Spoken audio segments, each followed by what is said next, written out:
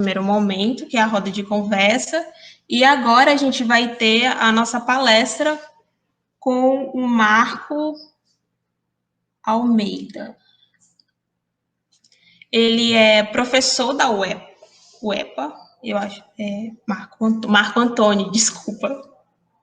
Marco Antônio. Ele é professor da UEPA, tutor da empresa Júnior e conselheiro do time Enactus, do CCNT e UEPA, coordenador do Núcleo de Empreendedorismo da Universidade e também é pesquisador nas áreas de desenvolvimento regional, empreendedorismo e inovação.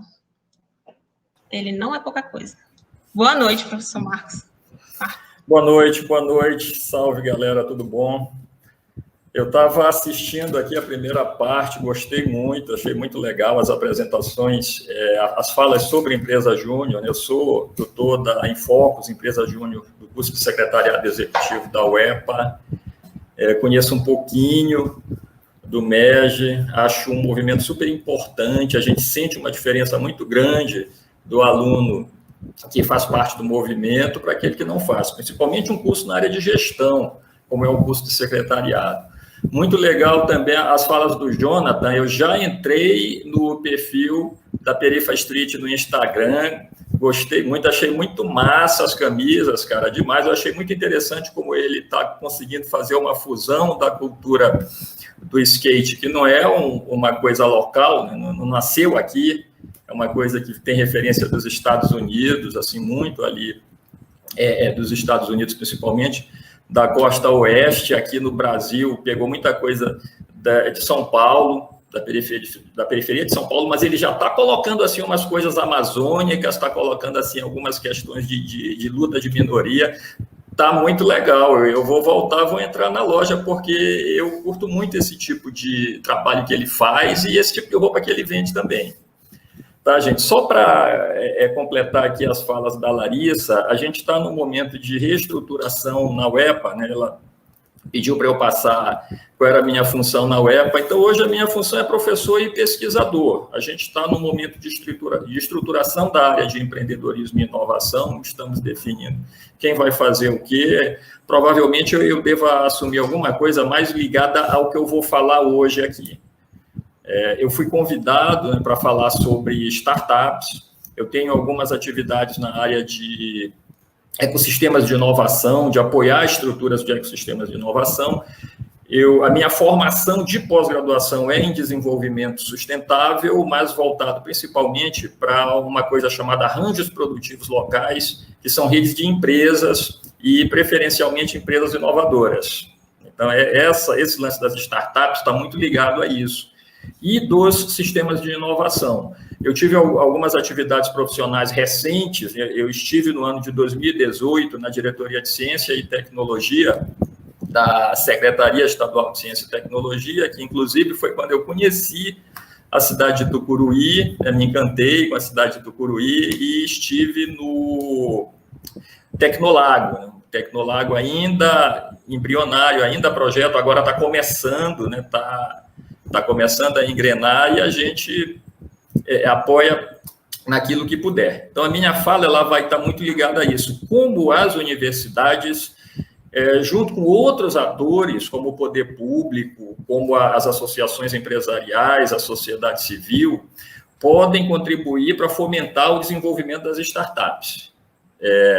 Incentivar o surgimento e o desenvolvimento de empresas inovadoras, né, que surjam mais periferia streets, não só em Tucuruí, como nas outras cidades do estado do Pará. Tá, eu tenho uma apresentaçãozinha aqui em slides, eu quero ver se eu faço rapidinho para deixar um tempo para responder alguma pergunta que alguém tenha. E já adiantando que eu passei essa apresentação para a Larissa, tá? Passei os slides e está à disposição, se alguém quiser depois é só pedir para ela e está liberado para compartilhar, eu não cobro nada não. Só fazendo uma observação que eu esqueci de fazer no começo, a cada final de cada momento aqui do nosso evento, a gente vai soltar um formulário, que é a frequência de quem está participando e assistindo, né, para a gente depois disponibilizar o nosso certificado que a gente divulgou junto com a arte. Então, fiquem atentos aos comentários. E agora a palavra é para o próprio Marco Antônio. Bom, vou abrir aqui.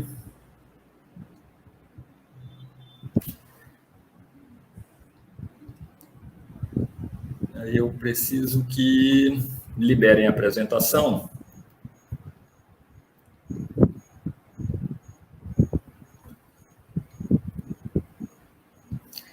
Larissa, me confirma se está na tela o slide. Saiu, professor. Você pode entrar novamente lá, tentar compartilhar novamente, tá bom? Ok.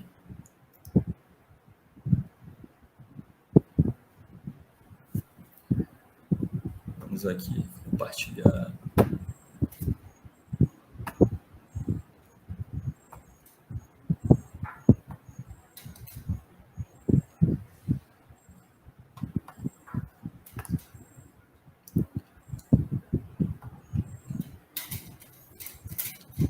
E agora, apareceu?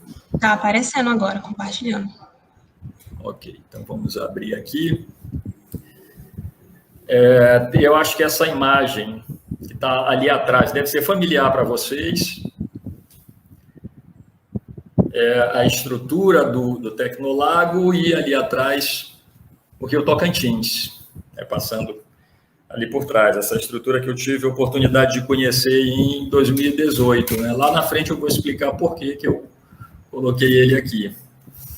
Bom, primeiro, gente, eu queria mostrar para vocês aqui uma relação importante dentro dessa minha fala, que é a relação entre a inovação, a competitividade e o desenvolvimento.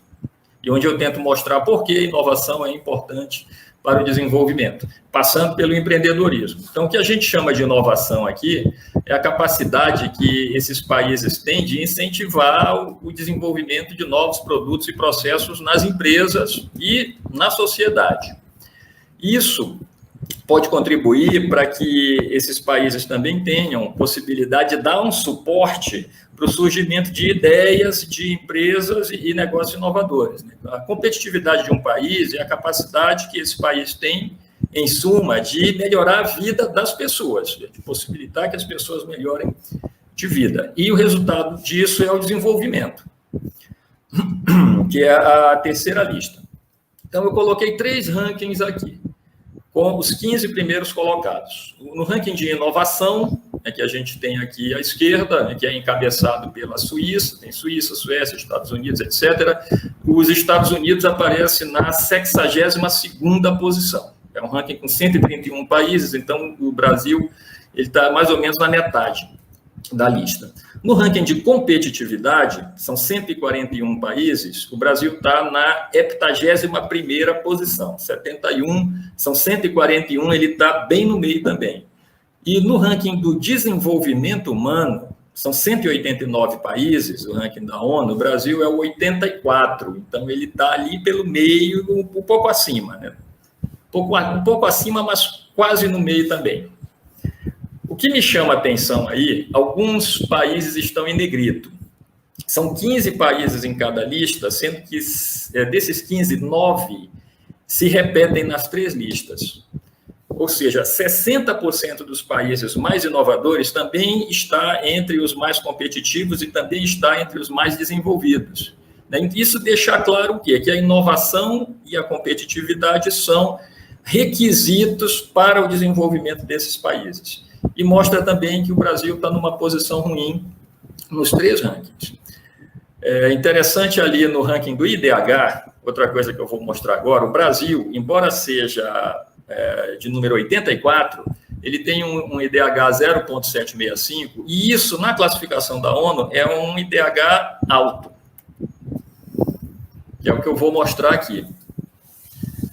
Tá, o rapaz está perguntando, o Brasil é um país de alto desenvolvimento humano? Quem diz isso? A ONU. A gente tem aqui o mapa colorido, o azul mais escuro são os países com desenvolvimento muito alto, depois vem com desenvolvimento alto os países em azul, o azul mais claro, depois vem o azul bem clarinho, que é o médio, o baixo é o cinza, e o cinza escuro é o pessoal que não tem informação. Então, o que a gente está vendo aqui? Que o Brasil está na 2ª divisão dos países no ranking de desenvolvimento. Né? O Brasil está hoje na posição do remo, está na Série B, ainda não está na Série A. Muita gente se espanta quando eu mostro esse mapa, porque diz, eu não vejo esse desenvolvimento do Brasil, né? Não vejo esse desenvolvimento todo. Por que isso? Aqui está a explicação. Porque esse desenvolvimento ele se concentra nas regiões centro-oeste, sudeste e sul. E ele falta nas regiões norte e nordeste. As regiões norte e nordeste tem muitos países, a maioria dos países com desenvolvimento baixo, a maioria dos municípios são municípios com desenvolvimento baixo e nenhum com desenvolvimento muito alto. Já nas regiões sudeste, sul e centro-oeste, a maioria dos países tem desenvolvimento alto e nenhum tem desenvolvimento muito baixo. Por isso que eu falo que tem o Brasil do Norte, que é o Brasil pobre, e o Brasil do Sul, que é o Brasil rico. E o Pará? Nessa história, o Pará tem 3 municípios com desenvolvimento alto, só 3, são 144 municípios, desses 144, 3 ficaram ali na série B, nenhum na série A. Esses 3 municípios são Belém, Ananindeua e Parauapebas. Parauapebas muito influenciado pela renda da mineração. O resto dos municípios todos está ali com desenvolvimento médio, baixo ou muito baixo. Quer dizer, a posição do Pará não está legal. Aqui está o ranking. Entre 27 unidades federativas, o Pará está em 24º lugar. Se a gente olhar o mapa ali do Brasil com os estados, né, que é a média do IDH dos municípios, aí você tem uma ideia do desenvolvimento do estado, o que é que a gente vai ver? Tem 3 unidades com desenvolvimento muito alto, Santa Catarina, São Paulo e Distrito Federal, o resto do Brasil quase todo com desenvolvimento alto e só 4 estados com desenvolvimento médio, que são aqueles estados que estão nas últimas colocações do ranking, Pará, Maranhão, Piauí e Alagoas. Comparando com a primeira tabela que eu mostrei, que falava também de inovação e competitividade, quais são as nossas posições? Em competitividade, nós estamos em 25º lugar, antepenúltimo. E a competitividade é aquela condição que o Estado dá para que as pessoas possam melhorar de vida. Então, a situação da população fica difícil porque o Estado não tem estrutura para nos ajudar a crescer. Em relação à inovação, nós estamos em 21º lugar, está um pouquinho melhor, mas tem uma razão para isso, que eu vou mostrar aqui. Como você avalia a competitividade? Tá? Então, tem um conjunto de fatores que são os chamados pilares da competitividade, entre eles a inovação. Como eu vou falar de ecossistemas de inovação, eu separei aqui do lado direito apenas os indicadores de inovação, que são os empreendimentos inovadores, o investimento público em pesquisa e desenvolvimento, o registro de patentes e os investimentos em bolsas de mestrado e doutorado. A mancha cinza é a média do Brasil, e a mancha verde no gráfico é a situação do Pará. Então, a gente vê que em empreendimentos inovadores e bolsas de mestrado e doutorado, o Brasil está até mais ou menos. Em patentes e investimento em pesquisa, a gente sabe que é muito fraco. Só que o Pará está fraco nos empreendimentos inovadores. E em bolsas de mestrado e doutorado, ele fez um investimento até acima da média nacional. Foi isso que deu a ele essa 21ª posição. Mas no que interessa para a gente, que são empreendimentos inovadores, que vão gerar negócio, vão gerar empresa, vão gerar renda que possa ser distribuída para a sociedade, a gente está mal. A gente precisa melhorar muito.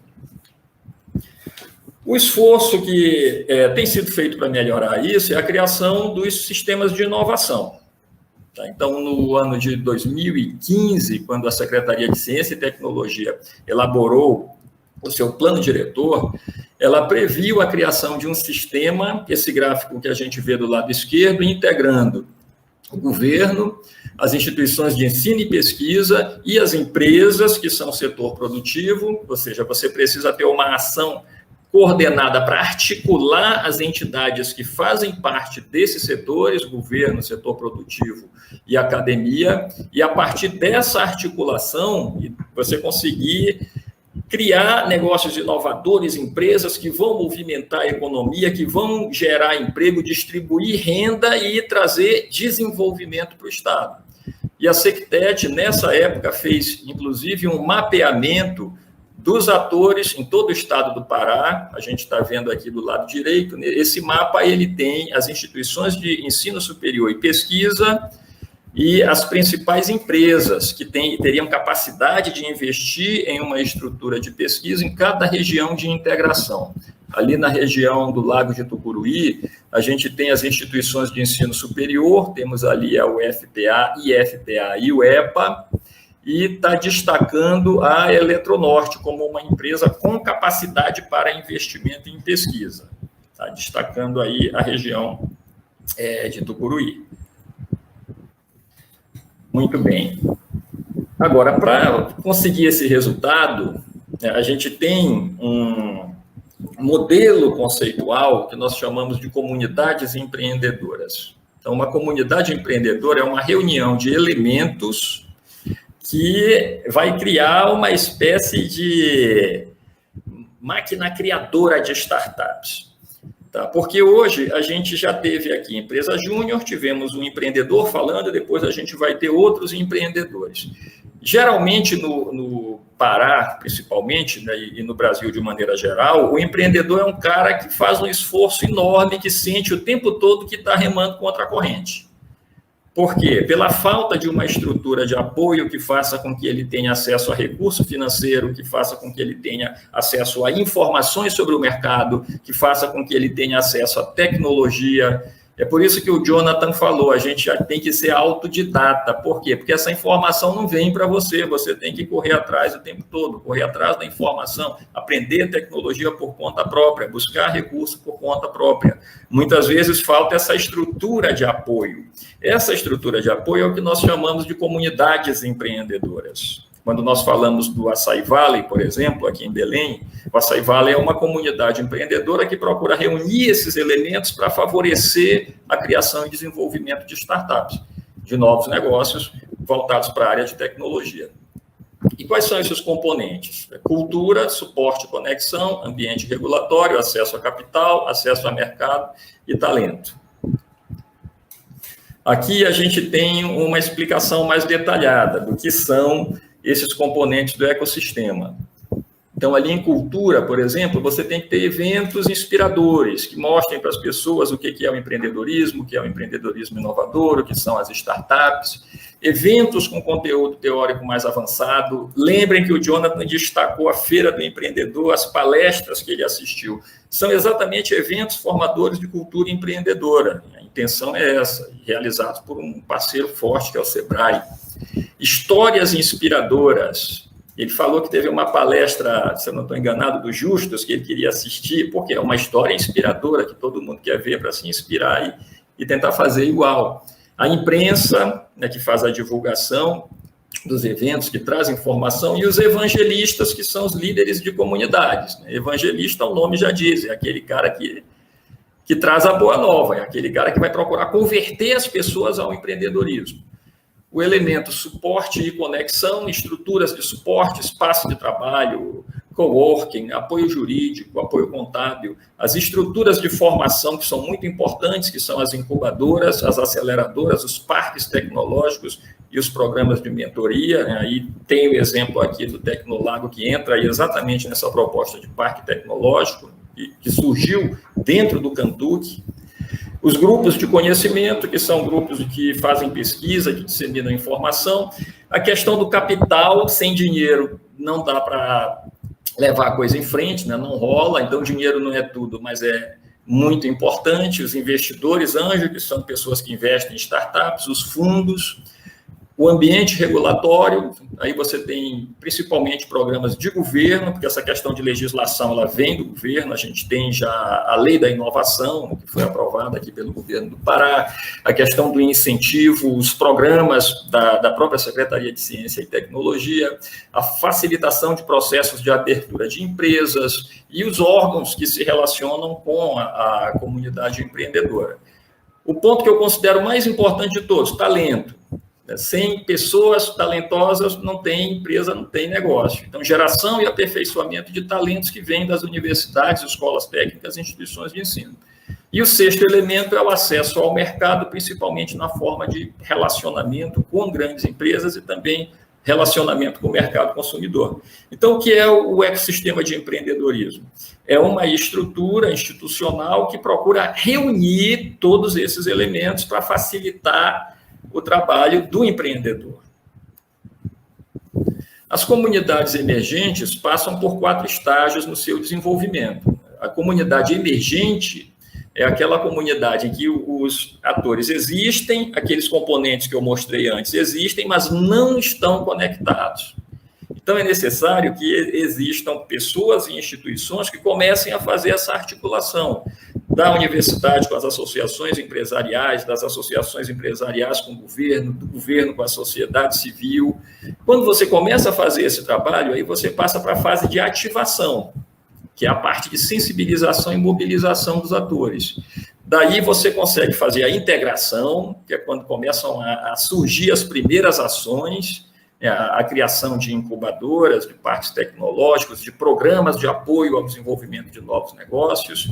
E quando esse ecossistema está funcionando, está produzindo, está rolando, estão surgindo as novas periferia streets, o desenvolvimento de empresas juniores dentro das universidades, a gente considera esse ecossistema, então, como maduro.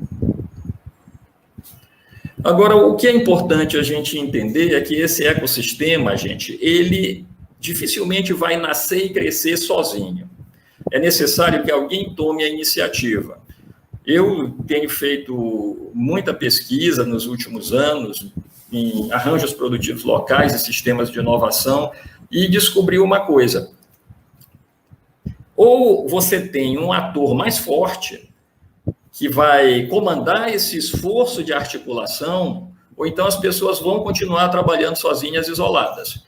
O que é que eu chamo de ator mais forte? Pode ser o governo ele tem uma capacidade de articulação muito forte e ele se relaciona com todo mundo, ele se relaciona com a universidade, se relaciona com a empresa, se relaciona com a sociedade civil, mas pode ser também uma empresa. Tem um programa muito bacana lá em Juruti, um programa de desenvolvimento, Juruti Sustentável, que foi iniciado por uma empresa sozinha, não foi uma ação do poder público, ou entidades empresariais. Os APLs no sul do país, muitos surgiram em função de iniciativas de empresas e associações empresariais. Uma coisa muito importante, o que acontece nos países desenvolvidos? Existem profissionais especializados nessa atividade, nesse trabalho, de articulação de sistemas de inovação. Esses caras, eles trabalham no governo, trabalham nas universidades ou trabalham nas entidades empresariais. E qual é o trabalho deles? É procurar esses elementos, procurar esses atores, conversar, articular, mobilizar e coordenar esse ecossistema para que ele possa funcionar e produzir resultado. Por isso eu coloquei essa foto aqui do lado esquerdo, eu estou sentado ali, do lado do professor André Mesquita, que é do Cantuc, do curso de Engenharia Mecânica, que é o coordenador do Tecnolago, né, do projeto do Tecnolago, e agora da fundação que dirige o Tecnolago. Ao meu lado tem um colega que é um técnico da Secretaria de Ciência e Tecnologia. O que a gente está fazendo sentado nessa mesa? Exatamente isso que eu acabei de falar para vocês. Um trabalho de articulação. Então, fomos conhecer o projeto, conhecer o professor André pessoalmente, que eu ainda não conhecia, tinha tido uma conversa rápida com ele, muito rápida em Belém. Dessa vez a gente pôde conversar melhor e tentar integrar as atividades dele com as atividades do governo para que a gente possa fazer essa aproximação da sociedade e gerar resultado, gerar empresa, gerar negócio e trazer desenvolvimento para a região do Lago de Tucuruí, que é a proposta do Tecnolago. Então, resumindo tudo aquilo que eu falei, um sistema de inovação é a reunião de vários componentes que muitas vezes já existem no próprio território. Na região do Lago de Tucuruí, por exemplo, você tem várias universidades, você tem empresa grande, você tem empresa média, empresa pequena, tem a sociedade civil e muita gente com disposição para empreender. Acabamos de ver 2 exemplos aqui, uma na área do empreendedorismo universitário e o outro na área de confecções. Então, esse povo está com vontade de empreender. O que é que eles precisam? Apoio. Então, se a gente criar essas estruturas de apoio, esse pessoal vai bombar. E é para isso que serve um ecossistema de inovação. Bom, aqui está meu nome, minha marca aí, marcoantônio.inovação, e os meus contatos, está lá o WhatsApp, e-mail, meu perfil no Instagram, marcoantônio.inovação, no Facebook, marcoantônio.inovação também, meu canal no YouTube, e onde eu falo de duas coisas, inovação e desenvolvimento sustentável o tempo todo. Tá? Gostaria de agradecer o convite, agradecer a Larissa representando toda a galera do curso de engenharia e do campus Tucuruí da Universidade Federal do Pará. Se vocês tiverem alguma pergunta para fazer, eu estou aqui à disposição. Eu que agradeço de ter aceitado o nosso humilde convite para estar aqui com a gente. Eu queria fazer uma pergunta que surgiu aqui. Na sua opinião, o que falta para o Brasil ele reverter essa situação que ele está? Na sua opinião, o que o senhor acha que falta para o Brasil melhorar nesse âmbito, tanto de inovação, empresarial? O principal elemento é cultura. Eu trabalhei um tempo no governo, passei 5 anos na administração direta, na Secretaria de Desenvolvimento, depois na Secretaria de Ciência e Tecnologia. E eu via os meus colegas sempre repetindo uma coisa: tal município não tem condições de se desenvolver porque ele é muito pequeno, ele não tem mineração ou ele não tem uma pecuária forte.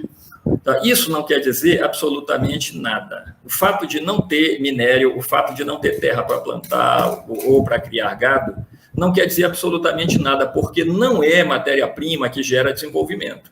Se matéria-prima gerasse desenvolvimento, por si, o Pará seria o estado mais desenvolvido do Brasil e uma das regiões mais desenvolvidas do mundo. O Pará é o maior produtor de minério do Brasil, o maior produtor de cacau, o maior produtor de abacaxi, o maior produtor de mandioca, o maior produtor de açaí, o maior produtor de um monte de coisa. E ele está lá na rabeira dos rankings de desenvolvimento. Por quê? Porque não é a matéria-prima que vai gerar desenvolvimento. O que gera desenvolvimento é gente.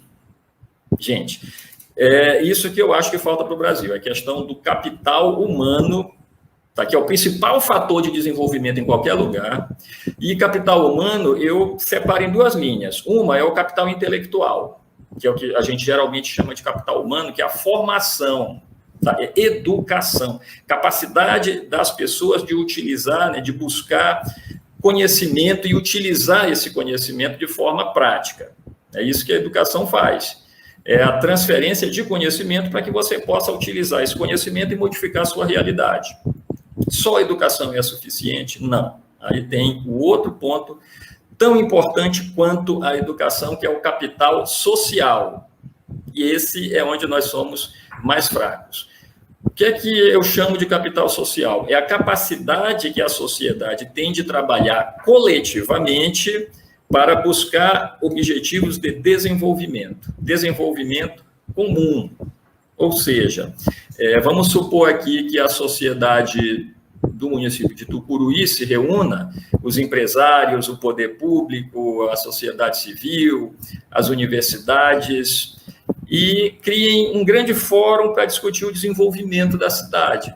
Quais são as alternativas para desenvolvimento? Bom, são essa. Quais são as principais? E o que vai gerar uma condição melhor de vida para as pessoas no futuro? Porque não adianta só ganhar dinheiro, tem que ganhar dinheiro que possa ser repartido com a sociedade. A partir desse diagnóstico, então, você traça um planejamento estratégico. O que a gente precisa para chegar nesse resultado? Bom, temos que fazer isso. Esse trabalho tem que ser realizado pela sociedade em conjunto. A comunidade empreendedora é isso. São atores trabalhando em conjunto e de forma autônoma. É um problema que eu vejo no Pará: a gente sempre espera que os outros venham para cá resolver a nossa situação. Então, a gente acha que a mineração vai resolver o nosso problema. Não vai, a mineração vai resolver o problema da mineradora. Agora, a gente acha que a exportação de soja vai resolver o nosso problema. Não vai. Vai resolver o problema da empresa que está exportando, não o nosso. Quem pode resolver o nosso problema? Nós mesmos. Então, o que é que falta? A sociedade ter essa consciência, a sociedade se organizar, se mobilizar e se empoderar para criar objetivos e estratégias de desenvolvimento. Minha opinião. Perfeito. No caso, a gente pode aplicar isso para os exemplos que a gente trouxe anteriormente, né? A gente teve um representante da empresa Júnior e um empresário universitário também. O senhor falou que faltam esses elementos tanto para o Brasil, né, aumentar na sua posição no ranking. O senhor acha também que isso também, né, se aplica a essas pessoas que às vezes têm muitas ideias inovadoras e ideias empreendedoras, mas não conseguem ir adiante, né? Porque falta às vezes esse apoio, essa estrutura também que o senhor fala. Pois é. A gente observa que em algumas regiões pelo mundo, e até mesmo no Brasil, para ficar dentro do Brasil, vamos falar da região sul. O estado do Paraná tem 18 parques tecnológicos e uma sociedade bem desenvolvida. Santa Catarina, que apareceu no meu mapa como uma das 3 unidades da federação que tem desenvolvimento humano muito alto, tem uma estratégia de desenvolvimento totalmente baseada na inovação, na criação de parques tecnológicos que vão fazer esse trabalho de reunir as grandes empresas, as pequenas empresas, né, gerar negócio em setores que vão trazer desenvolvimento para a região. E não só exportar matéria-prima e mandar riqueza para fora. É trazer riqueza para a região, desenvolver a região a partir das suas riquezas. E não fazer como a gente faz no Pará, de mandar a nossa riqueza toda para fora. A gente produz energia elétrica e que vai embora. A gente produz minério que vai embora. A gente tem agricultura forte, tudo vai embora. Na forma de matéria-prima, sem ser transformado em produtos de alto valor. Tá, então, para mim, isso depende muito dessa conscientização da própria sociedade.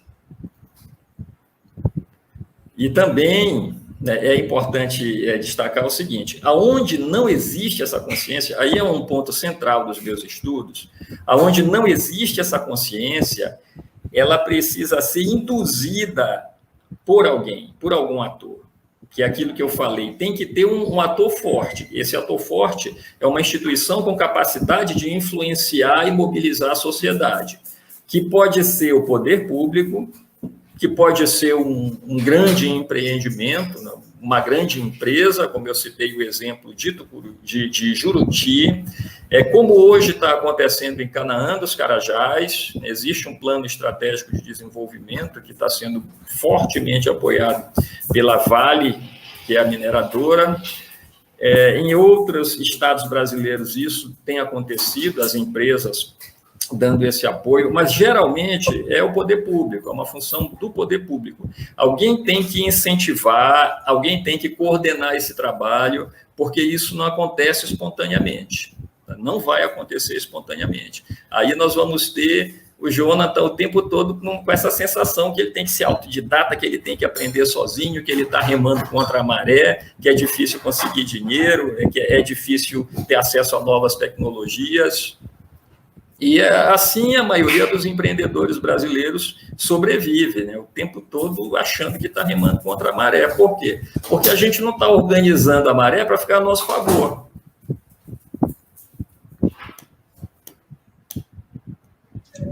Certo.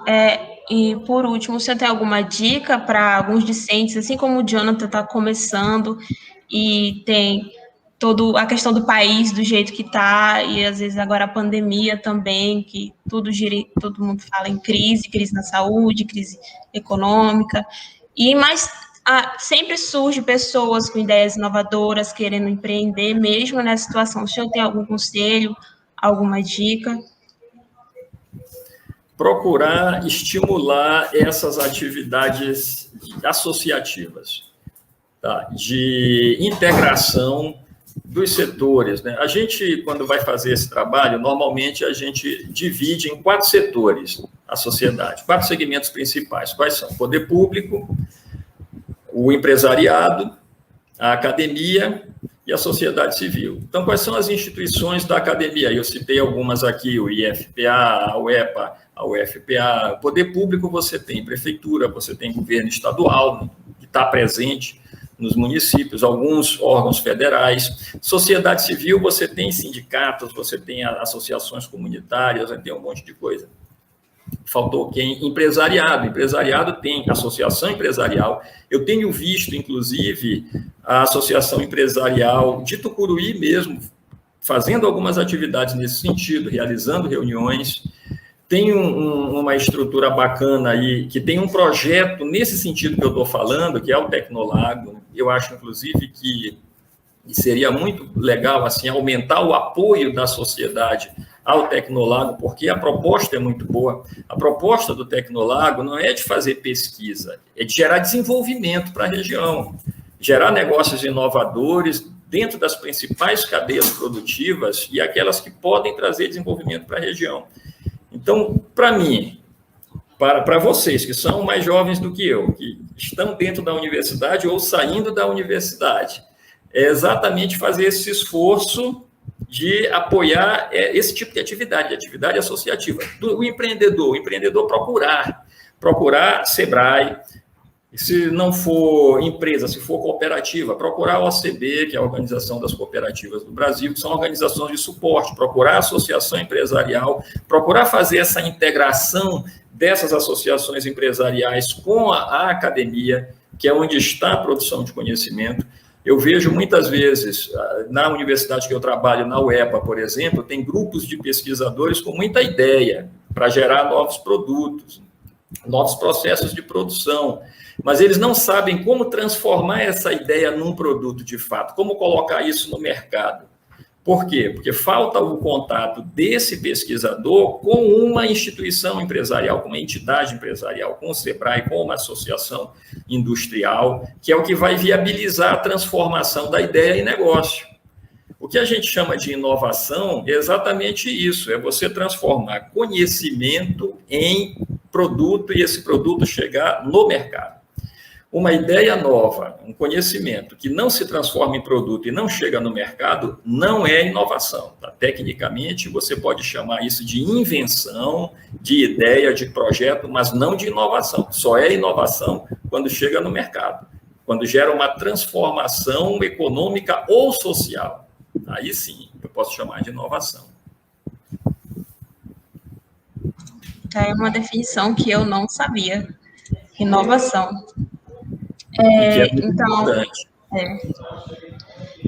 caminhando para os nossos momentos finais, eu queria agradecer ao professor Marco Antônio por aceitar o convite mais uma vez. Muito, muito obrigada de verdade por ter disponibilizado esse tempo e ter abrido esse leque de conhecimento para a gente. Eu tenho certeza que agregou tanto para mim quanto para todos que assistiram. Muito obrigada, professor Marco. Bom, eu que agradeço. Tá? O pessoal que está assistindo, não esqueça de se inscrever no canal Cantuque Oficial, dar o joinha, tá? E depois ir lá no Periferia Street. Não esqueçam. Hein?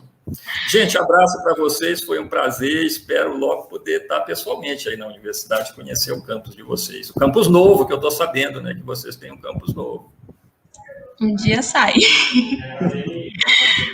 Também. Muito obrigada. De nada, gente. Boa noite para todo mundo. Um abraço. Boa noite.